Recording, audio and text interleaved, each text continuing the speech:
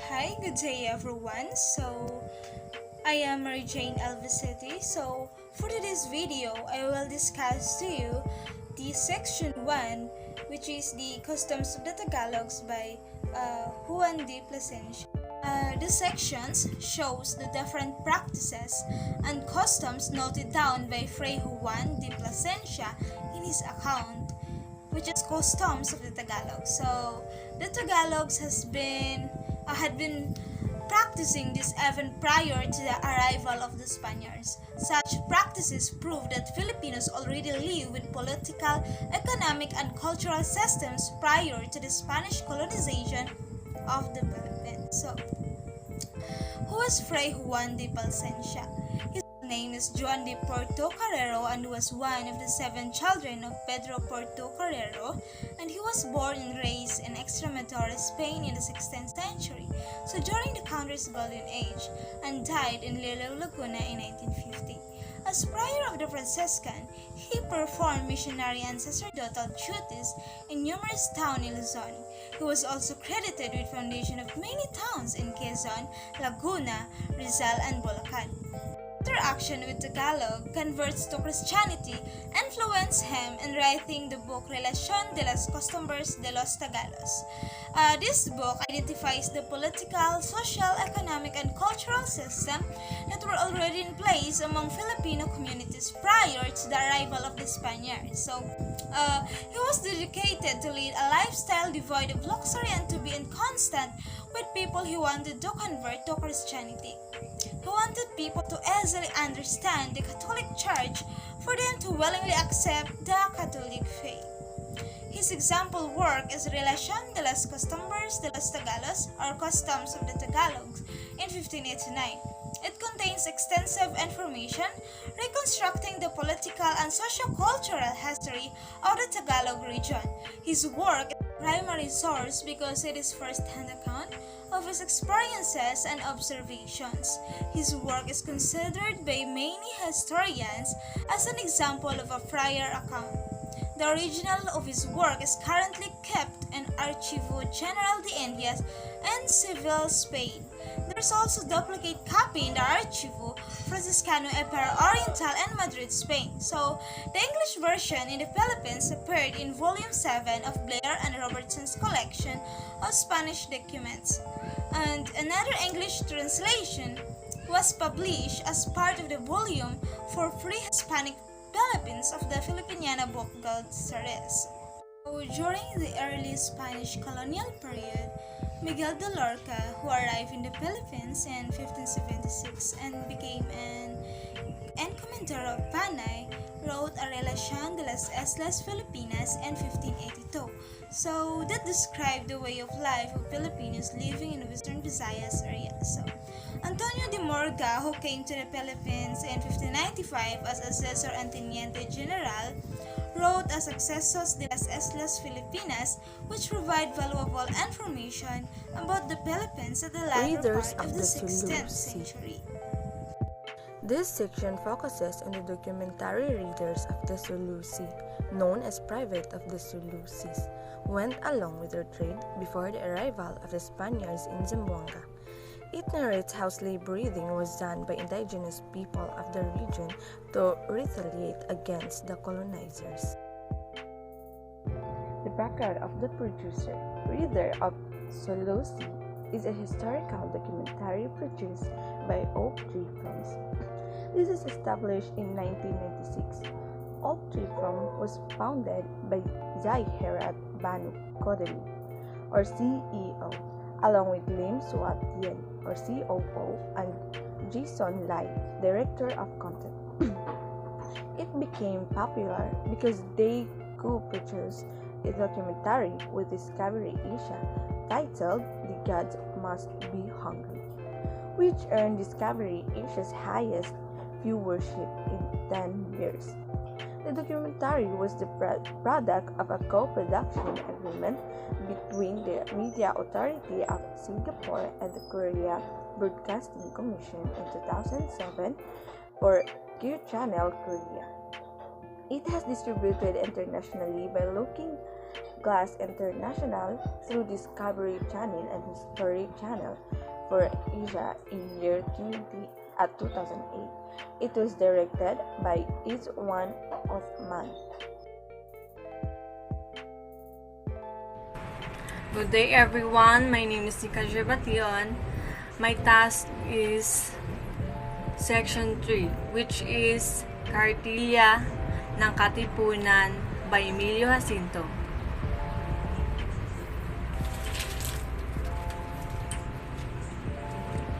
The picture of Emilio Jacinto.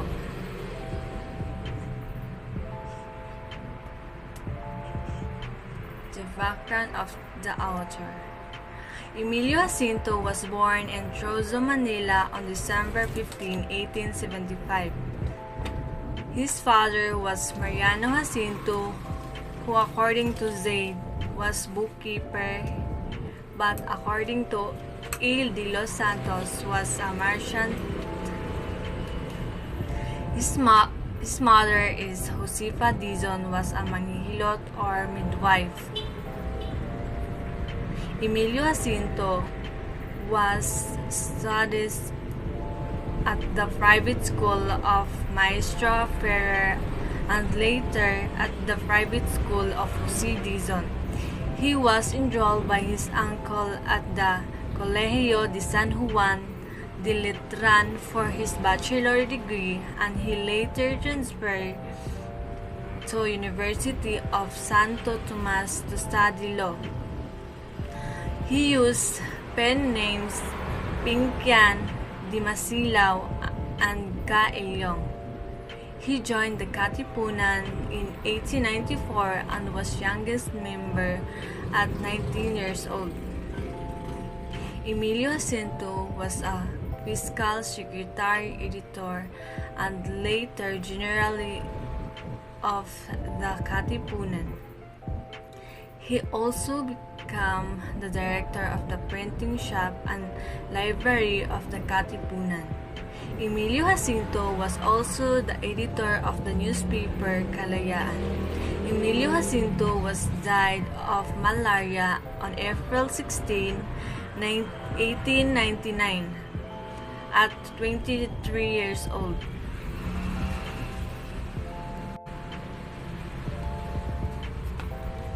Background of the Kartilya.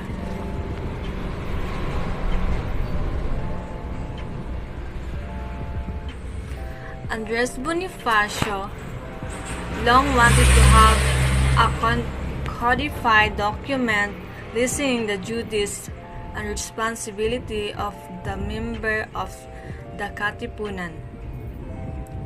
Bonifacio was drafting the said document. Emilio Jacinto was writing one as well. By that time, that Bonifacio was about to consult Jacinto for comments on his draft. The letter presented his work to Supremo. After seeing the draft of Kartilya ng Katipunan by Emilio Jacinto, Bonifacio was impressed with Jacinto's style of writing and decided to adopt the Kartilya as the guidebook for the rules and regulation of the Katipunan.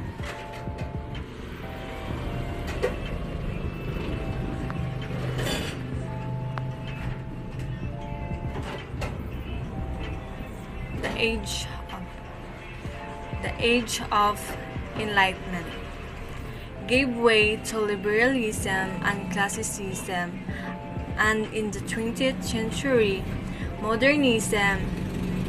In this period, secret societies like the Freemasons were established. Coffee houses, newspapers, and literary salons flourished as new places for ideas to circulate and transfer.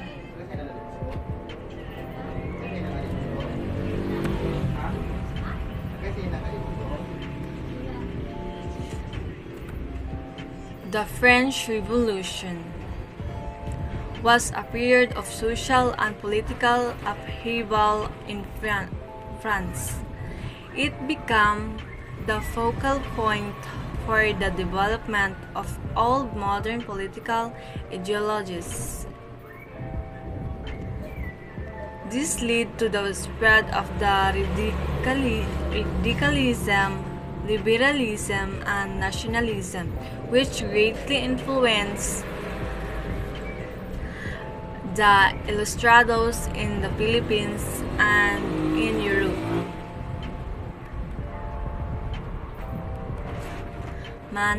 Masonry was introduced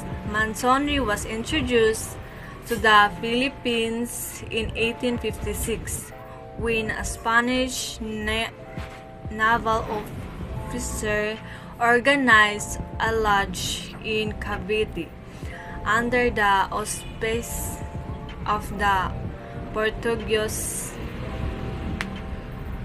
Grand Orient Lusitano. However, the true roots of the Philippine Masonry sprouted in 1889 when Graciano Lopez Jaena organized the Logia Revolution in Barcelona under the auspices of Grand Orient Espanyol. Through Filipino students studying in Spain, Masonry further spread in the Philippine circles.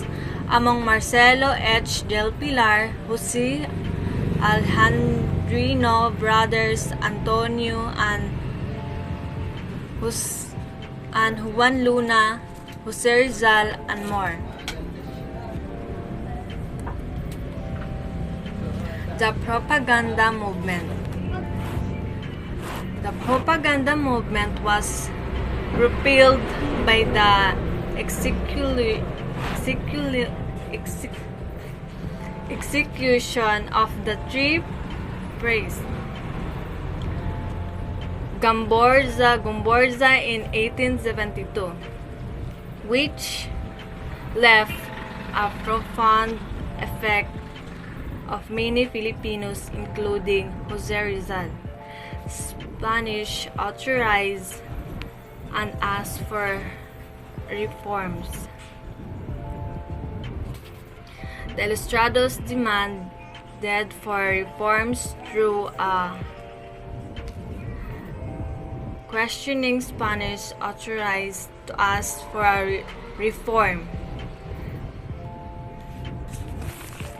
This movement helped Andres Bonifacio and other nationalists to realize that a peaceful way of asking for reform was not enough, leading to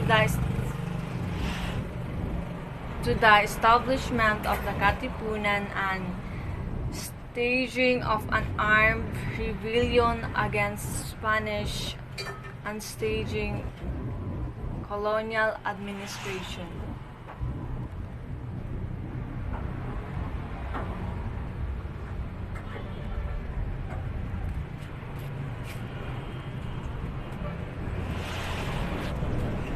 La Liga Filipina was established by Jose Rizal when he decided to return the Philippines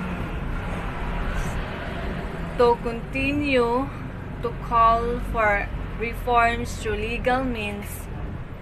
However, the operation of La Liga were cut short when Rizal was arrested and exiled to the Pitan. Left without a leader, La Liga split into two factions. The Katipunan led by Andres Bonifacio and the Cuerpo de Compresarios led by Numeriano Andriano. The works of Luna and Amorsolo.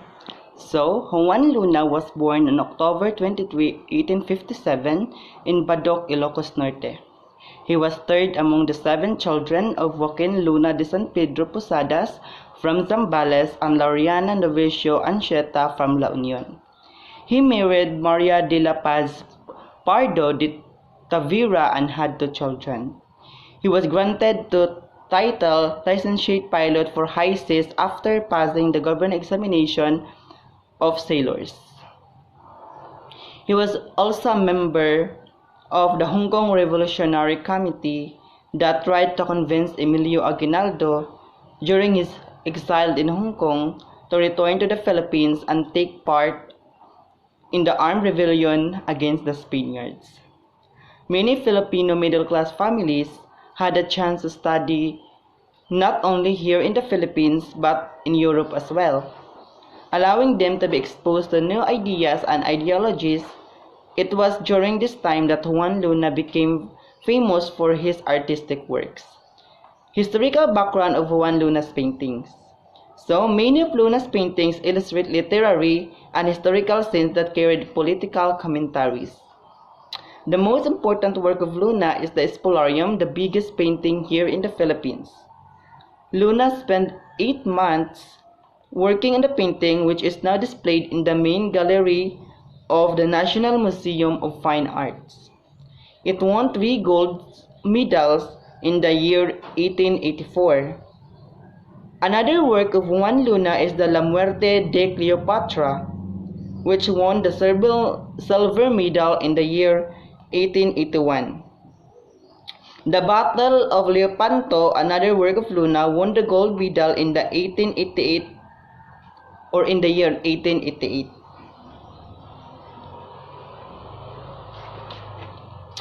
Aside from his award-winning paintings, Juan Luna is also renowned for the following remarkable works. First, the El Pacto de Sangre, which shows the blood compact between Dato Sicatuna and Miguel Lopez de Legazpi. Second, the Parisian Life, which shows a lady sitting uncomfortably in a couch in a public bar while being discreetly observed by 3 men who, according to public interpretations, resemble Jose Rizal, Juan Luna, and Dr. Ariston Len Bautista. 3. The Portrait of a Lady, which was first titled Paz Pardo de Tavera, after the wife of Luna, which shows a woman holding a rosary in a scene that seems to be after a sexual interlude. However, the lady in the painting does not look like Juan Luna's wife at all. Some critics suppose that it resembles the image of Luna's favorite model, a Caucasian named Angela Dodge, while others believe the lady is an image of Luna's idealized vision of his wife. This particular painting is controversial for it contains no foreshadowing to the tragedy of Luna's marriage, which ended with him shooting his wife in September of 1892. So, the next is Fernando Cuito Amorsolo. Fernando Amorsolo was born in Calheran, or popularly known today as Pedro Hill, in Paco, Manila, on May 20, 1892. He studied at the Art School of the Liceo de Manila at the University of the Philippines School of Fine Arts. He worked as a draftsman for the Bureau of Public Works, as a chef artist at the Public Commercial Company, and as a part-time instructor in the University of the Philippines. Amorsolo painted and sketched more than 10,000 pieces over his lifetime using natural and backlighting techniques, which give him numerous awards and recognitions. The themes of his paintings are mostly rural Philippine landscapes. 2 of Amorsolo's award-winning works are the Liendo El Periodico, which won 2nd place in the Bazaar Escolta in 1908, and The Afternoon Meal of Rice Workers, which won 1st prize at the New York World's Fair in 1939. Other works of Amorsolo include The Making of the Philippine Flag, the first baptism in the Philippines, which was based on the accounts of Pigafetta under the Mingo tree. On April 24, 1972, Amorsolo died from heart failure. In the same year, Amorsolo was declared the first national artist of the Philippines in painting. He is also considered as the grand old man of Philippine art. So, let's go to the historical background of Amorsolo's paintings. Amorsolo paintings depict life during the late American regime and the Japanese occupation in the Philippines. He was known for his works focusing on rural landscapes that show his mastery in the use of light. Amorsolo's significant paintings during the Japanese occupation depict wartime atrocities, particularly the suffering of the Filipinos under the Japanese occupation or under the Japanese authorities. Some of Amorsolo's works presenting such scenes are the bombing of Intendencia, the bombing of the Legislative Building, the rape of Manila, and the burning of St. Domingo. My report is all about mga gunita ng himagsikan by Emilio Aguinaldo. The background of Emilio Aguinaldo. Emilio Fami Aguinaldo Sr. was born on March 22, 1869 in Kawit, Cavite. He was the seventh among the 8 children of Carlos Jomir Aguinaldo and Trinidad Fami Aguinaldo. His family was well off since his father was the community's appointed Gobernadorcillo of their pueblo. Gobernadorcillo means municipal governor, while pueblo is town or village and or people. Emilio Aguinaldo attended high school at Colegio de San Juan de Letran but had to stop on his 4th year because of his father's death. He didn't take the responsibility of helping his mother run their farm. In 1895, at the age of 25, he became the Kawit first Gobernador Silio Capitan Municipal. Aguinaldo became a Freemason during this year, joining Pilar Lodge number 203 in Imus, Cavite with the codename of Colon. Freemason means a member in international order established for mutual help and fellowship. He also joined the Katipunan and used the name de Gary Magdalo in honor of Mary Magdalene. Aguinaldo will later become the first and youngest president of the country by being the president of the first Philippine Republic. His presidency was cut short when he was captured by the American soldiers in Palana, Isabela, where he pledged his loyalty to the American government, thus dissolving the First Republic. He tried to rejoin politics by challenging Manuel Quezon in 1935 presidential election, but he lost, leading him retire from public life. Aguinaldo continued to serve the government politically under the succeeding administration. President Elpidio Quirino appointed him as member of the Philippine Council of State in 1950. Emilio Aguinaldo died of coronary thrombosis on February 6, 1964. He was 94 years old at the time. In his lifetime, he was able to witness the administration of succeeding President of the Philippines until the term of Diosdado Macapagal. Historical background of mga gunita ng himagsikan. Aguinaldo produced the first volume of his memoirs between 1928 and 1946. The memoirs include accounts from Aguinaldo's birth and early years until the signing of the Aknabatu Treaty in 1897. These were based on various documents such as diary Aguinaldo's kept, document he preserved, and family lore he personally gathered from his relatives. It was at the end of 1963 that Aguinaldo, after much deliberation, decided to publish his memoirs. It was translated by Celendrino Buco, the secretary of the Graduate School of Education and faculty member of the University of the East. Magunita ng Himagsikan was officially released to the public in 1967. Nevertheless, it was presumed by Ambeth Ocampo in 2007 that a second volume was also drafted by Aguinaldo, which could have covered the resumption of the Philippine Revolution against Spain and the Philippine-American War. Until now, no one knows whether it was actually written, but Ocampo hints that might be hidden in a secret compartment, drawer, or passageway in the Aguinaldo Shrine in Kawit, Cavite. So that's all about Emilio Aguinaldo.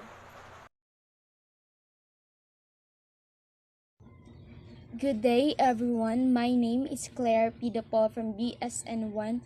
So today I am going to report the Section 6, which is the Act of the Declaration of the Philippine Independence, Ambrosio Rienzales Bautista. So I am going to introduce the background of the author and the historical background of the document. So first, the background of the author, which is the background of Ambrosio Rienzales Bautista. Ambrosio Rienzales Bautista, also known as Don Busyong, was born on December 17, 1830 in Biñan, Laguna, to Gregorio Enriquez Bautista and Silvestra Altamira. He studied law at the University of Santo Tomas and earned his degree in 1865 at 35 years old. He solicited funds to finance the campaign for reforms in the Philippines and became a member of the La Liga Filipina, Cuerpo de Compromisarios, and La Propaganda. He was arrested and imprisoned at Fort Santiago by the Spaniards, as he was suspected of being involved in the Philippine Revolution, but managed to defend himself and was eventually released. He became the first advisor of President Emilio Aguinaldo in 1898, and, contrary to popular belief, it was Bautista and not Aguinaldo who waved the Philippine flag before the jubilant crowd during the proclamation of Philippine independence in Kawit, Cavite. So on July 14, 1899, he was elected as President of the Philippines in the Revolutionary Congress in Tarlac and was later appointed Judge of the Court of First Instance of Pangasinan. He died on December 4, 1903 or 1903, age of 72 years old, from a fatal fall from a horse-drawn carriage. So the next is the historical background of the document. So in April 1898, the Spanish-American War broke out as a result of U.S. intervention in the Cuban War of Independence. The U.S. attacked Spain's Pacific position, which led to its involvement in the Philippine Revolution.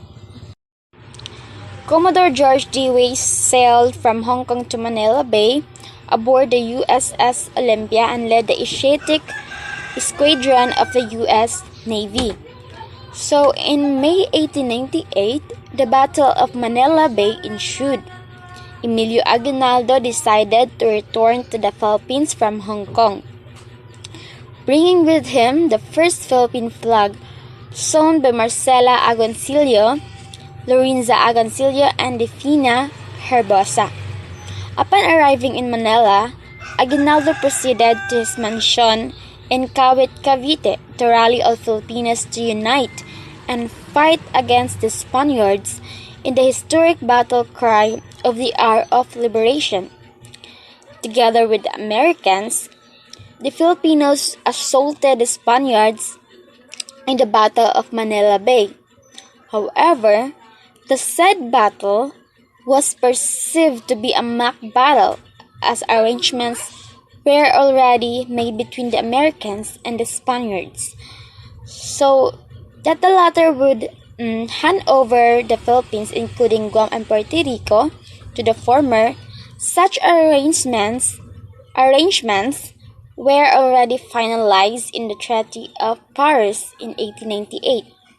So, after the Battle of Manila Bay, there were still skirmishes between Filipinos and Spaniards in various provinces in the Philippines. So, the act of the Declaration of Philippine Independence, or the Acta de la Proclamación de la Independencia del Pueblo Filipino, written by Bautista, had the intention to encourage Filipinos to fight against the Spaniards. Aguinaldo formally declared Philippine independence in Kawit, Cavite on June 12, 1898. So it was symbolically accompanied by the playing of the Philippine national anthem composed by Julian Felipe with lyrics by Jose Palma from his poem Filipinas. At the same time, Ambrosio Bautista read the Act of Declaration of Philippine Independence in Spanish. The United States of America, however, never recognized this declaration. So the Acta de la Proclamación de la Independencia del Pueblo Filipino was among the documents lost during the height of the pilferage of historical documents in the 1990s. So the anniversary of Philippine independence heightened the demand for such documents in the black market. The document was finally returned to the National Library in 1994 after a professor from the University of the Philippines, Milagros Guerrero, negotiated for its return.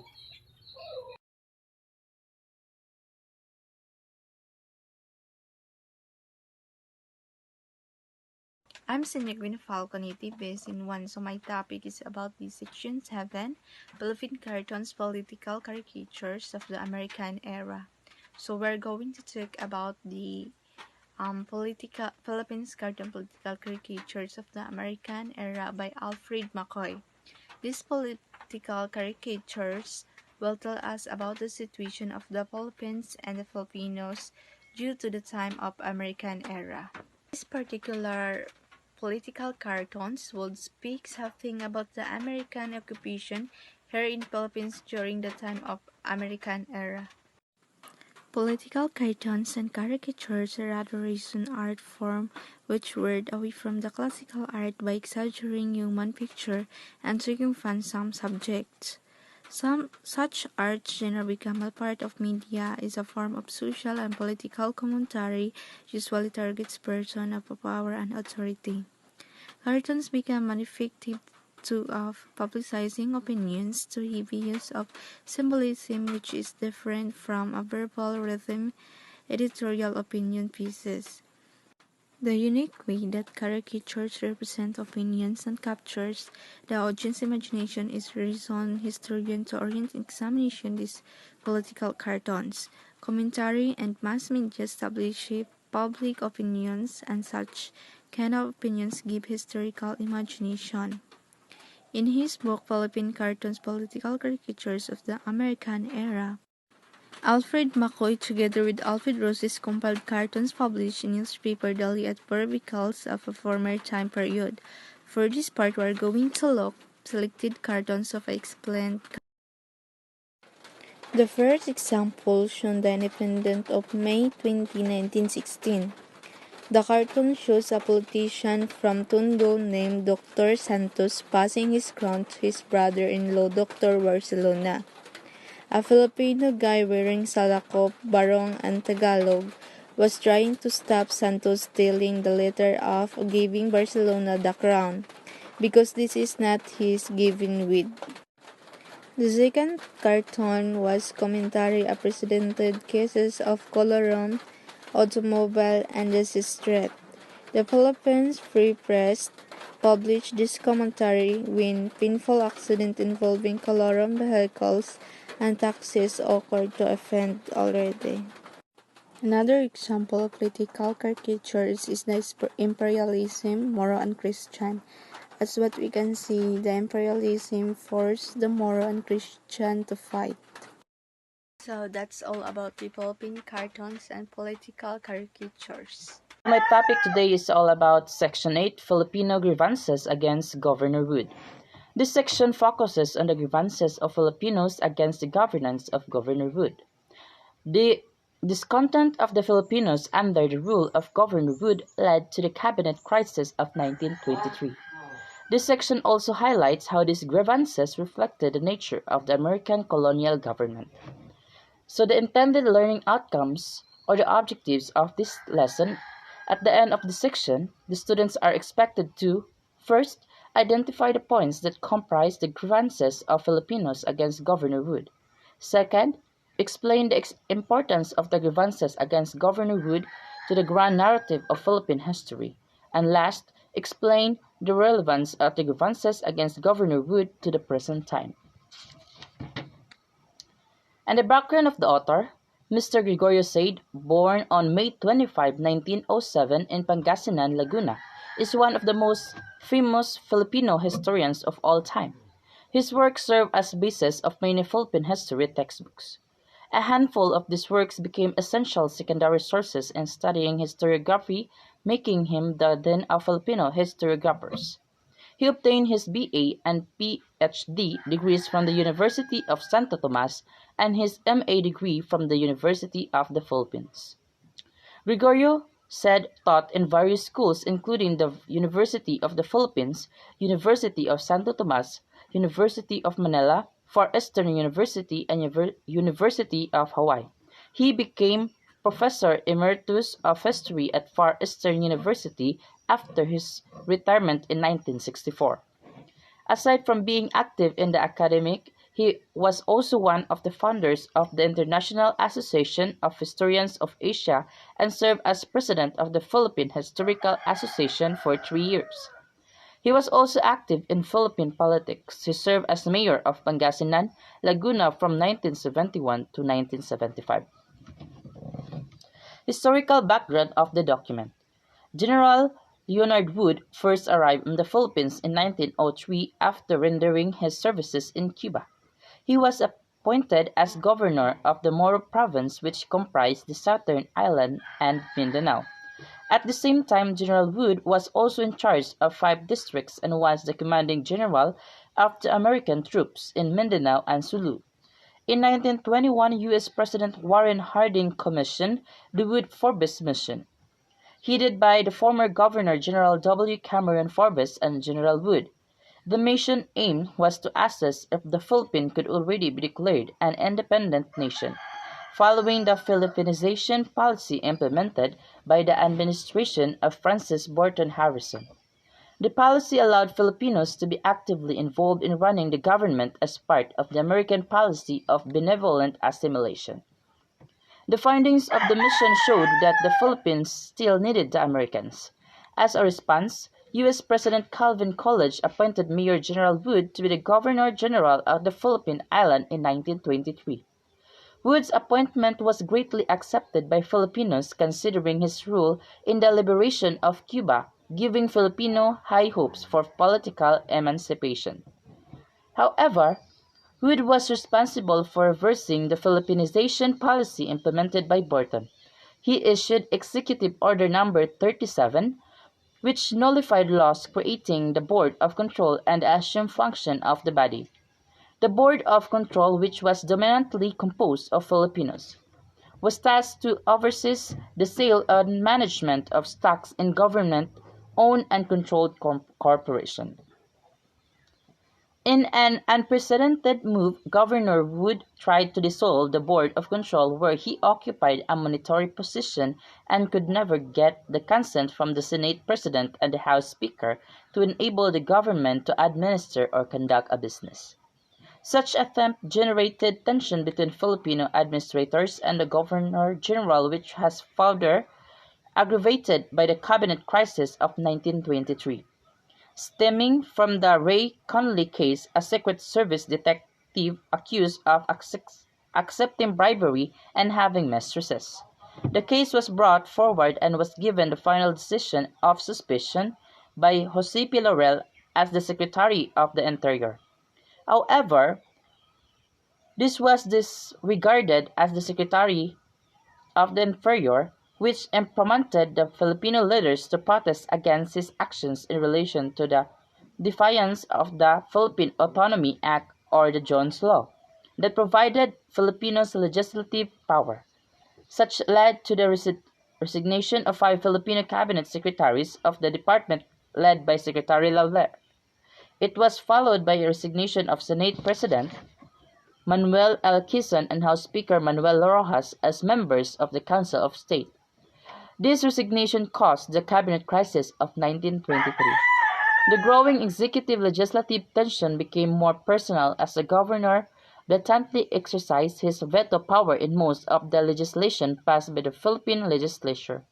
Such development led to the drafting of Filipino grievances against Governor Wood, which was approved by the Commission of Independence on November 17, 1926.